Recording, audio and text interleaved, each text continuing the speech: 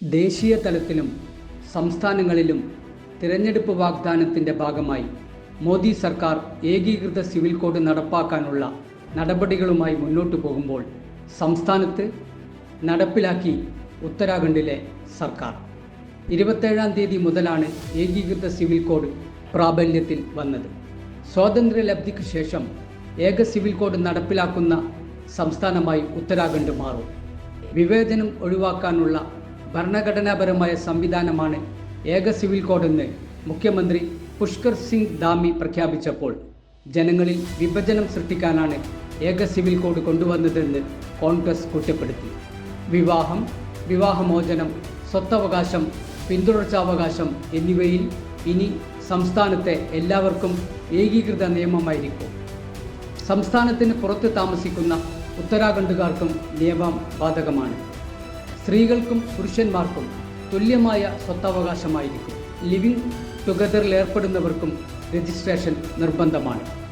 വിവാഹവും വിവാഹമോചനമടക്കം രജിസ്റ്റർ ചെയ്യുന്നതിന് പുതിയ പോർട്ടലും ആരംഭിച്ചിട്ടുണ്ട്. പുരുഷന് 21 വയസ്സും സ്ത്രീക്ക് 18 വയസ്സായാൽ മാത്രമേ നിയമപരമായി വിവാഹം കഴിക്കാൻ സാധിക്കുകയുള്ളൂ. പങ്കാളി മരണപ്പെട്ടാൽ മാത്രമേ പുനർവിവാഹം നടത്താൻ സാധിക്കൂ.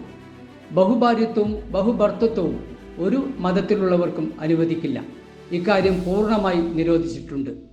വിവാഹമോചനം നടത്തിയ മുസ്ലിം ദമ്പതികൾ തമ്മിൽ പുനർവിവാഹം കഴിക്കണമെങ്കിൽ അതിലെ വനിതാ പങ്കാളി മറ്റൊരാളെ വിവാഹം ചെയ്ത ശേഷം ബന്ധം വേർപ്പെടുത്തിയിരിക്കണമെന്ന വ്യവസ്ഥയായ നിക്കാഹ് ഹലാലയും നിരോധിച്ചിട്ടുണ്ട്.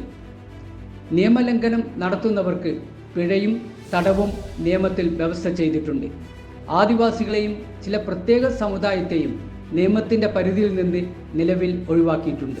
മോദി സർക്കാരിൻ്റെ ഏകീകൃത സിവിൽ കോഡ് നടപ്പിലാക്കാനുള്ള ശ്രമങ്ങളുടെ റിഹേഴ്സലായാണ് രാഷ്ട്രീയ നിരീക്ഷകർ ഉത്തരാഖണ്ഡിലെ സംഭവവികാസങ്ങളെ വിലയിരുത്തുന്നത്.